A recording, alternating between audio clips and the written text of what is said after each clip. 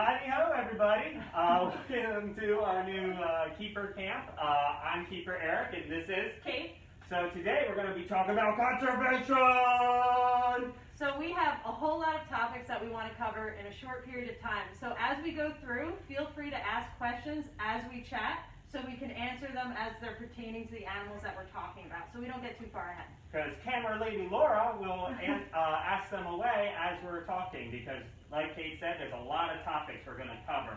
But real quick, one overseeing conservation thing here in zoos is something called AZA, which is an overseeing body of a lot of different zoos and aquariums throughout the United States and even up in Canada. It stands for Association of Zoos and Aquariums. And that means that it's an overseeing body making sure these animals not just have a good welfare, but also we're here for strictly conservation. We want you guys to have fun here, but we're not here for strictly entertainment purposes. And to do that, we have something called SSP. Show them the sign, Kate. So SSPs, or species survival plans, are relative to some of the animal species we have at the zoo. So when you see these signs, you're not looking for a rhino. This just means that some of these animals have critical breeding programs or may have some issues in the wild, and there's actually an overseer that takes out all of the genetics and knows all the genetics of captive bred animals. So for example, these golden lion tamarins, and that way we can make sure that we're ensuring their welfare so that one day, if necessary, there might be a reintroduction program so that we can release these guys back into the wild. It's like eHarmony for zoos. It truly is. So for example, Pressa, who's eating right now, they're probably going to be in and out this entire time. She was specifically told to be matched up with Rio, her new boyfriend.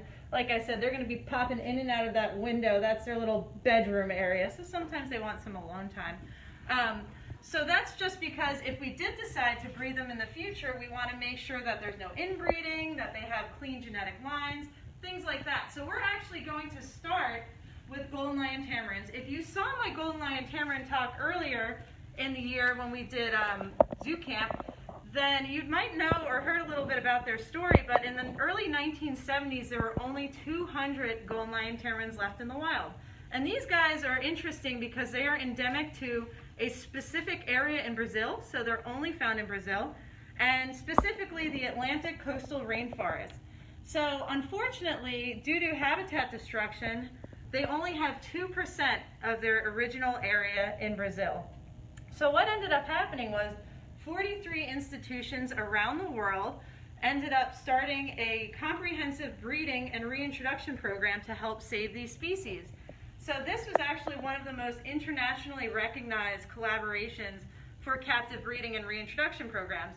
Some of these zoos actually include some nearby ones like the National Zoo in Washington, D.C.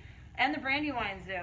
So what they ended up doing was collecting a bunch of golden lion tamarins, those that were still left, and they ended up doing captive breeding programs. So in these captive breeding programs, they were overseen by somebody that kept track of everybody to make sure that, you know, we weren't breeding anybody that were too closely related. And then they started a tamarin boot camp. So the individuals that were bred from these adults that were collected, they actually started a reintroduction program, which started with having animals out in open air exhibits. So the National Zoo actually did this. You might see it at a couple of other zoos where they created pathways through the trees so that the tamarins would stay within the zoo because they wouldn't obviously make a jump too far away, but they can get used to some of the things they might encounter in the wild.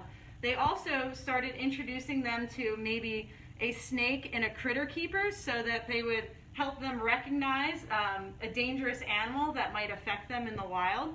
They also used bird calls so that they would get used to different sounds and, you know, start that alarm call. And then eventually they brought some of these offspring to reintroduction areas in Brazil, and they started them out in pretty much caged areas so they can truly get used to the sounds, the sights. And they also started feeding them, you know, native foods that they would find in the wild. You wouldn't think about it, but in zoos and aquariums, oftentimes we give these guys gourmet diets, which includes finely sliced bananas or things like that. And in the wild, they're not getting their food on a silver platter. So one of the hardest things that they actually found for these guys was how to open a banana, which seems pretty silly, but that was actually part of their boot camp training process to make sure that they would be able to make it in the wild. So there's actually a book, if you want to learn more about these guys, called, I think it, what was it, 13 Golden Monkeys? 13 Golden Monkeys. 13 Golden Monkeys, and that extensively talks about 13 individuals that were reintroduced. So since then, that reintroduction program has actually been a great success. They reached about 4,000 golden lion tamarins from the original, 200 that were left because of this reintroduction program, which means about 1/3 of all golden lion tamarins in the wild are actually a result of this captive breeding program. So they were able to get up to about 4,000 golden lion tamarins. I think it was in the early 2000s. But unfortunately, monkeys, like people, are susceptible to diseases as well. So these guys and howler monkeys and a couple of other monkey species fell victim to yellow fever. So that knocked them down a little bit, but still, there's about 2,500 individuals left in the wild. And the biggest thing that we can do to help this species is help connect their populations. So as I was talking about earlier, they have kind of a disjointed area and territory, and that's because of agriculture, logging, and human development. So what ends up happening is these guys get kind of marooned in these islands of rainforest, and they can't travel back and forth to each other to breed and commingle and increase the species. So the biggest thing we can do is help preserve habitat and create what we call corridors or pathways so that these animals can interbreed with each other and create a bigger population. They're really, really neat, and if you're interested in actually helping them specifically, there's a project called Save the Golden Lion Tamarins, and they are hoping to have 62,000 acres of connected and protected forest in the near future. So these guys are one of my favorite success stories. A lot of people, when they think of zoos, they don't think that, these animals that you see here, some of their offspring actually might be in the wild, living where they should be, and that's what we hope to do eventually with a lot of endangered species. So golden lion tamarins are one of the coolest, in my opinion, success stories for breeding and reintroduction programs. Do you have anything to add on these guys? Fun fact is during monkey boot camp, one of the biggest things that they learned was that they are lazy little creatures and they like to hang out on the post that was holding up the caging. And the first time they ever introduced golden lion tamarins into the wild, they jumped in a tree and got catapulted across the forest because they weren't used to bouncy sticks. Yeah. But we quickly learned that creating bouncy sticks was a good way to get them through monkey boot camp out there. We don't need little golden lion tamarins soaring through the skies. Forest, yeah. So yeah, these guys are really cool, and I hope you can look more into their protection and conservation if you're interested. And I guess with that, we'll move on to the next conservation project? Yep, from the top of the trees to the bottom of the floor. Oh, we've got magical hands. Oh, look, here we go right here. Kelsey, our other keeper, is showing off our next animal that we're going to be talking about, and this is called the Panamanian golden frog. Although, as many of you that might have heard my little frog spiel, this is actually considered a toad. It's just that the common name is frog, but they are more of a toad species. The Panamanian golden frog has been pretty much in decline in the wild over the last 40 plus years. Until recently, most of that was just due to deforestation, human farming, all of that sort of stuff. But within the last 20 years, a deadly fungus called Kitteridge moved in from Africa to South America, most likely brought over from humans with a little bit of fungus on the bottom of their shoes, and then they went hiking in the forest, unfortunately. The unfortunate thing about Kitteridge fungus is pretty much if they have it, if they go untreated, it is 100% deadly for them. And the way that it kills is that it kind of chokes up or causes issues with the breathing of the frogs and toads through their skin, so they have the inability to really kind of soak water. Oh, another one. These are all our males in this tank. They have to be separated from the female because, well, they're they're kind of mean to her sometimes. They don't know when to stop. They don't know when to stop, let's just say. But anyway, so it causes this inability for them to really process water through their skin, which is vitally important for frogs and toads. The best way to describe it in human terms is you stop being able to breathe. All right, so the Kitteridge fungus is a fungus that prevents really breathing and other things with them. Also, they normally have the mass die-off of their organs, unfortunately. So they're not the only ones that are affected by Kitteridge fungus. There's actually currently 501 species of amphibians throughout the world that has been infected by Kitteridge fungus. 90 of those species are now extinct in the wild, and 124 of those species have a 90% reduction in population. So this is one of the biggest mass extinctions happening currently in the globe right now, are amphibians, and it is considered one of the deadliest wildlife pathogen ever to appear. A lot of you might know white nose syndrome with bats, which is devastating a certain number of bat populations throughout the U.S. This, however, is pretty much infecting the rest of the world except for Africa, where a lot of the amphibians there were already kind of used to having it, and there were things to kind of prevent the overspread of Kitteridge fungus there.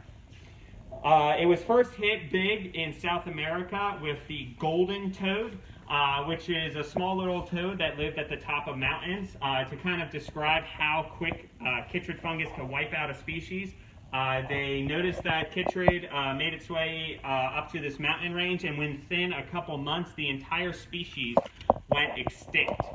So because of that, different AZA zoos and different facilities down in South America actually teamed up together, and really the only way to even have a chance to stop it with how quick and devastating this fungus was, they literally went out and tried to catch up every single frog, toad, or salamander in these highly up, and there's a red-eyed tree frog.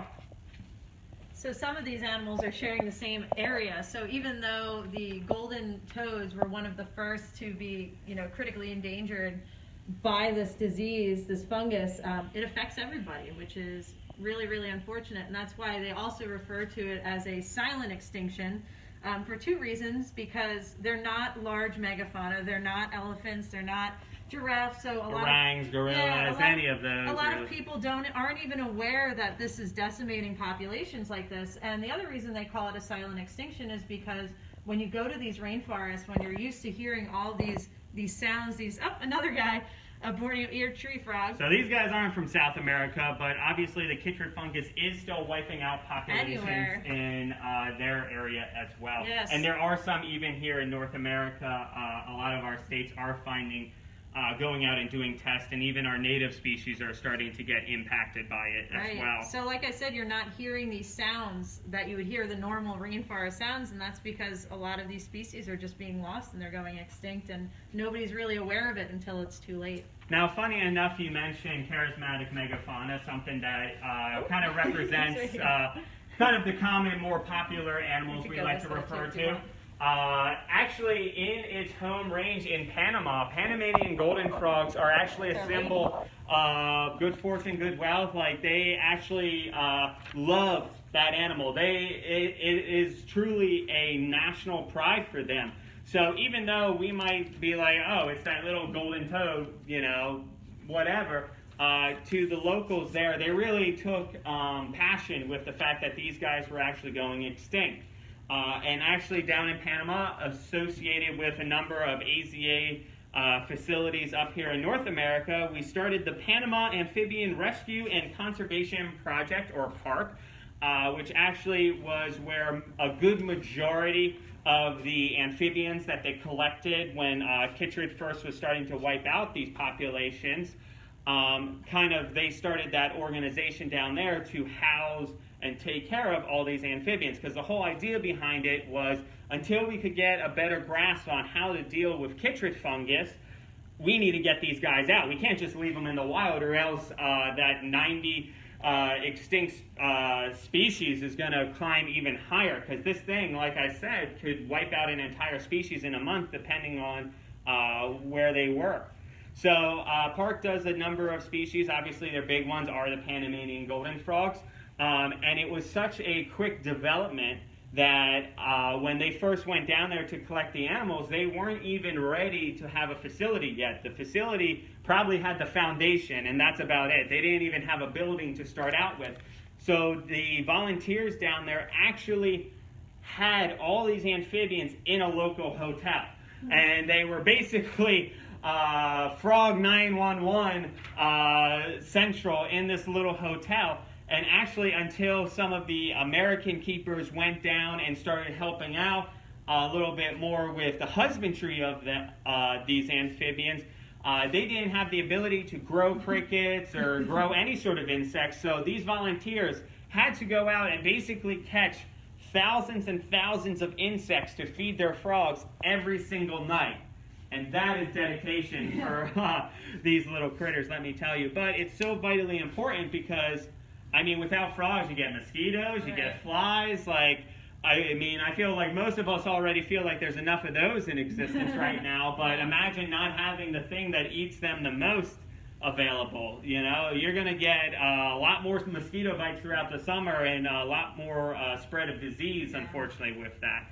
But thankfully, because of the Panamanian Amphibian Rescue and Conservation Project, or PARC as we call it, they've been able to save a number of species. Now, their war is not done. Unfortunately, you can't just go out and spread antifungal in the pools and creeks because there is good fungus. And you can't kill off one species of fungus and not devastate a number of others. So what they're doing is they're kind of trying to go through and re-catch wild frogs and treat them and put them back, because we do have a treatment at least now for Kitteridge fungus. But unfortunately, they can re-catch it. So for the time being, it's still very much making sure we have a population of frogs to reintroduce, but really right now trying to keep the wild frogs as healthy as we can and hope that either the fungus kind of settles in and doesn't become as much of a nuisance and frogs can adapt to it, or that basically it just kind of dies out in those regions and the frogs can go back without fear. But if you guys want to help contribute to the Panamanian Amphibian Rescue Center, definitely check out their website.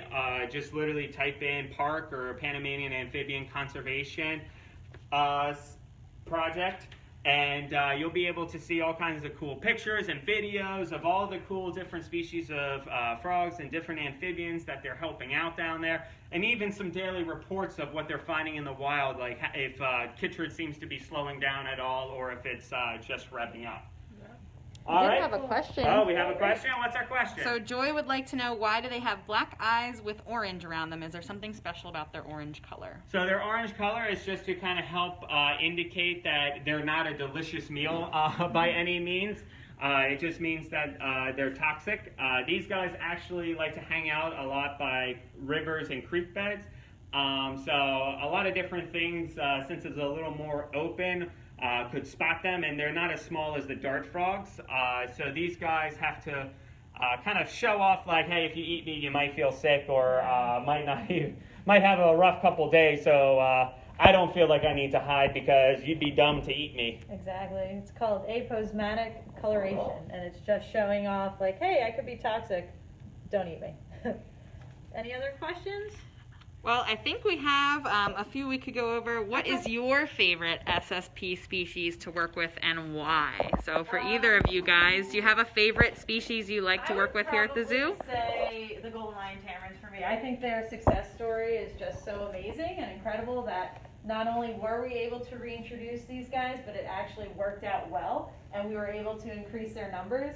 So they're probably one of my favorite programs. And I realize that we're running out of time, so I'll briefly touch on my second favorite program, which is the Northern Jaguar Project. So if you didn't know, jaguars actually used to be native to North America, the United States. And there is a program in which Arizona and Mexico are collaborating to establish territory for these jaguars that are still remaining in these areas so that they can protect them. And we actually have had, I think in the past 20 years, 3 male jaguars that have been. I think we're up to 4. 4 now? We just got a 4th. Cool, in the United States, and this was their home historically, so it's pretty cool that they're able to set aside land and hopefully continue to do so we can have jaguars back in the U.S. I think that's just awesome. Eric, what about you? What are your favorites? I mean, I always appreciate burrowing owl, that's for sure. I love those little guys. It's kind of cool. They're a native species, but they have quite a diverse range of habitat from kind of the sunny sides of Florida all the way up to Canada. Yeah. But also real quick, just to touch on it too, is definitely the black-footed ferret, Yeah. since I know we're running out of time a little bit, is that was black-footed ferrets is probably the #1 success story in AZA facilities. Absolutely. And actually we have a couple little pictures, that way you don't have to look at my ugly face the entire time. And here's what our black-footed ferrets look like. And the #1 reason why these guys actually became extinct, we did list them extinct in the early 1900s. There was 5 million black-footed prairie dogs, but back in like the 1960s, 50s, they couldn't find them anywhere. They believed that they were extinct, and the #1 reason is black-footed ferrets rely very heavily on prairie dogs. They use their holes as homes. Also, they pretty much strictly eat prairie dogs. Here's a little skull as well, so they're vicious little things. But these guys were believed to be extinct because ranchers were killing prairie dogs pretty rapidly, and actually there was government funded poisoning of prairie dogs because ranchers' cattle were breaking their legs in these prairie dog holes. So it wasn't until about 1981 in, let me make sure I pronounce it correctly, Meeteetse, Wyoming, where these guys were rediscovered by a little dog named Shep. One day, Shep brought back a dead black-footed ferret to his owner, a rancher, and the rancher said to himself, this looks important. I should contact United States Fish and Wildlife. Called them up and they said, that's really important because we believe that they were extinct. So U.S. Fish and Wildlife put on the big boy pants, went on out to Wyoming, and they found a whole 7 black-footed ferrets left in existence. So they deemed that there was no possible way that those black-footed ferrets would be able to survive in the wild just due to the poisoning of prairie dogs and ranchers in the area and all that. So they packed up their little black-footed ferret bags, suitcases, and brought them into captivity, and they partnered with AZA. So AZA and U.S. Fish and Wildlife actually have multiple facilities. Another great one to talk about is SCBI, which is the off-site breeding facility for the Smithsonian Zoo in Virginia. They have hundreds of black-footed ferrets there now. So from that 7, we're up to about 9,600 black-footed ferrets, which is a 100% success story because, I mean, there were 7, and one little thing goes wrong, or those 7 weren't genetically available, or they were past their breeding prime. All those different factors could have wiped out this species completely.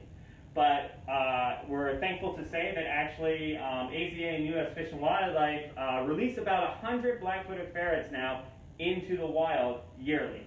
Yeah. So from 7 to 100 each year, we'll take it. And thankfully, to go along with that too, prairie dogs are also protected in that region as well because they kind of became just such a big help for multiple species, because that's also one of the big reasons why burrowing owls in those regions were doing so poorly. They weren't going after the prairie dogs, but they did use the prairie dogs' holes as homes as well, and alert systems and all that. Right. So prairie dogs were kind of a big collapse in that area for multiple species, but thankfully they're doing better, and black-footed ferrets are doing better, and that's why they're one of my favorites, because out of all the species, they're definitely one of the strongest success stories, and they're native, so that's always cool. And you just don't think about the domino effect that removing one species has on everybody else. So like Eric was saying, removing prairie dogs, now they're not making holes, now burrowing owls aren't nesting in those holes.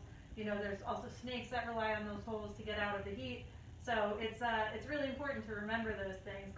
And a really cool part about black-footed ferrets, if you've been to the zoo and seen ours, they're actually retired breeders. So that means their offspring are living in the wild, and that's super cool. So yeah, we don't quite have the facility to breed hundreds of black-footed ferrets, but if you do want to sponsor them, you can actually donate to SCBI's breeding facility there. And actually, they have some pretty cute pictures and videos of little baby black-footed ferrets being born, and just some of their breeders that aren't going back into the wild, because just like Kate said, you wouldn't directly ever put an animal that is in the zoo back in the wild, but maybe their offspring. So that exactly. So they would breed them there, and they ship them out to Wyoming or wherever U.S. Fish and Wildlife is deeming, and they actually set out, kind of like the golden lion tamarins, kind of outside caging in areas that they've kind of done research on to make sure that they're not going in a toxic waste dump or something like that. Absolutely. Any other questions, Laura? So that kind of ties into, do any of our animals ever go back into the wild that are involved in the SSPs? Right, so not ours specifically. Like I said, some of their relatives, close relatives, or maybe even offspring are in the wild. For the most part, we're kind of like the retirement home for those breeding programs. So we just don't have the size or facilities to do that, but we can take care of the older ones so they can live out their days in comfort and get those silver platters full of food. While their offspring gets to tough it out there in the real world and keep populating those species. Well, and they did try back in the 60s, not at our facility in general, but you never, any animal past a certain age that's used to human care, like these animals that are at these facilities, the adults might be used to seeing people, but when these young are born, like you don't see people at all. They even, like the Jaguar sometimes, they'll actually purposely bring people out and shoot guns off and make a lot of noise and try and create fear. So it's all about the boot camp. They tried back in the 60s releasing animals that are a little more human bonded, let's just say, as all the animals that are normally in the zoo up front for guests to see. And it just didn't work out. They seeked out people. They didn't know how to interact with their environment. So really, it's more of a genetic arc than the individuals themselves going back in the wild. You just get a little too habituated, and then once you pass that curve, there's really no going back. Even if they're, not looking actively for people for food, they might just get too curious. So they smell people and they know that that's where they something good could happen. Yeah, that could be a problem. So. All right, and last question: do we do any field research, or have any keepers that do any field research here, or their plans maybe in the future? So we do the Frog Watch program here, which is a citizen science program where we go out and we listen to frog species in our area and the surrounding areas, and a lot of that is just to find out, once again, if Kitteridge or human development is wiping out the population. It's a pretty simple program, and it's not like we have to physically see it. Myself and whoever I train up here listen and learn all the different calls, and there's kind of a 0, you don't hear any frog calls. 1, you might hear 1 croaking. 2, you hear a couple, and 3, it's a whole chorus of frogs croaking, and picking out which species it is and which sounds like it has the greater number. And actually, because of, not here, but because of Frog Watch, we did identify a new species of frog, the Central Park, the Central Plains leopard frog. So doing that kind of stuff not only can figure out how populations are doing, but discovering new species as well. Yeah, so that's a way that the public can get into it as well. If you want to go out there instead of just donating, you can join Frog Watch, and you can get trained up, and then you'll know your frog sounds, and then you can do it in your area and help contribute the scientific data that we need to monitor all these populations. So that's a really good way to get into it as well. Plus, our facility does donate and actually has donation boxes to the different projects that we pretty much talked about. If you ever walk through Wildlife Lodge, you might actually see the Panamanian Amphibian Rescue Conservation Project video up on the TV. We have Northern Jaguar information because when we opened up JAGs, we definitely donated to them, and then every year, based on the percentage, since we're a nonprofit, a certain percentage, we always try and make sure, first we got to make sure we feed our animals, but then we also definitely try and make sure that we can help out all the different projects that kind of relate to the species we're showing off here. Yeah, absolutely. Any other questions? Laura, do you have a favorite conservation topics? Ooh, well, our education department does do a lot of citizen science, so we're a little on hold right now, just based off of, you know, the limits we have. But in the fall, hopefully coming up, we will be doing Monarch Watch, and we're hoping to implement, we do the Great Backyard Bird Count and things like that. So, you know, we try to get the public involved in those, and it's definitely been exciting teaching about our SSP animals. It's something that we like to share in education all the time. So. Well, thank you for joining us. Yeah, thank you guys. If you have any more questions about conservation and anything like that, let us know. And now that the zoo is open, obviously pre-get your tickets to come in. But definitely check us out and ask any questions and learn about some cool animals when you come in. Have a great one. Bye-bye. See you guys.